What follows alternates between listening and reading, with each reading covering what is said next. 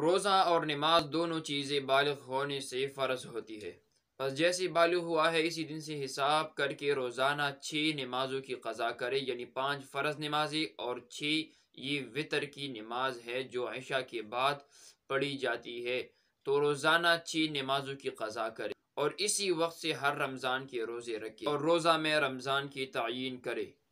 پہلے رمضان کے روزے جو بھی مجھ پر فرض ہوئی ہے اور میں نے نہیں رکھی اس کی روزے رکھتا ہوں، اس نیت سے 1 مہینہ کے روزے رکھے، اس کے بعد دوسرے رمضان کے پس اسی طرح رکھے، یا یہ نیت کرے کہ اخیر میں جو رمضان کے روزے مجھ پر فرض تھے اور میں نے نہیں رکھی میں وہ رکھتا ہوں۔